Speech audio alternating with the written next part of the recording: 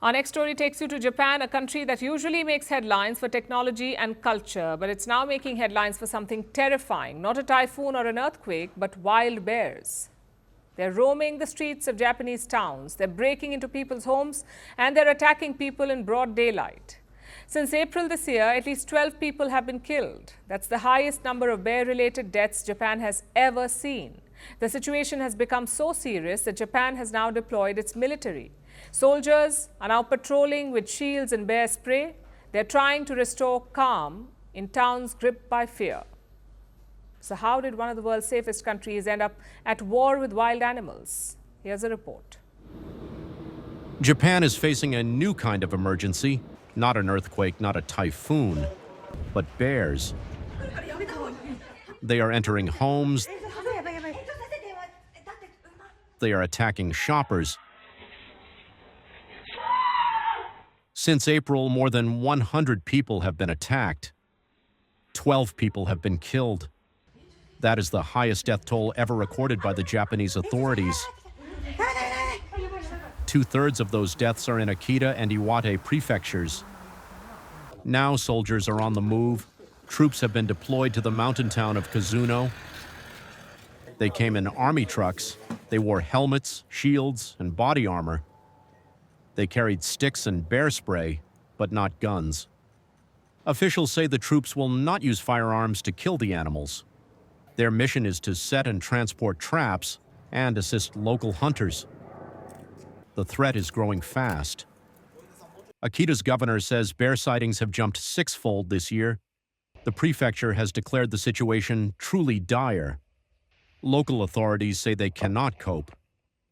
Japan's population is aging. Its hunters are too few.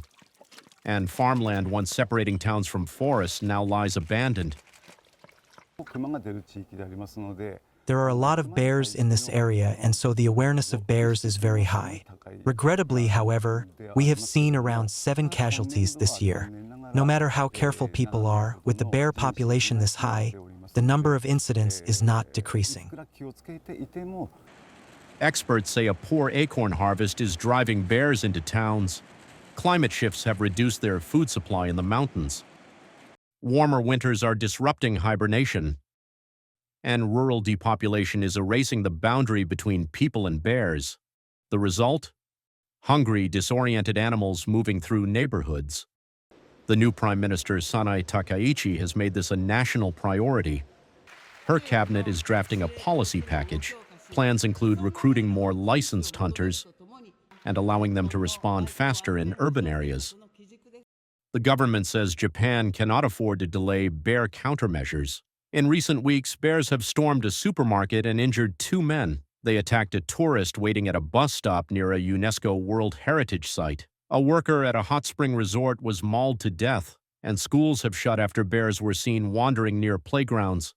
Japanese black bears can weigh up to 130 kilograms.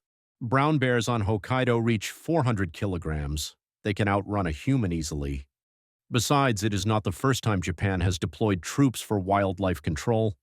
The military once provided aerial surveillance for deer hunts a decade ago. They also helped cull sea lions in the 1960s to protect fisheries. For now, soldiers will stay in Akita through November. They will help contain Japan's worst wave of bear attacks in history. And if this winter fails to stop them, next year could be far worse. Want the facts? The latest developments? News that gets straight to the point. Well, we've got all 3 just for you. This is Firstpost Live, a brand new show, your window into what really matters. Don't miss it.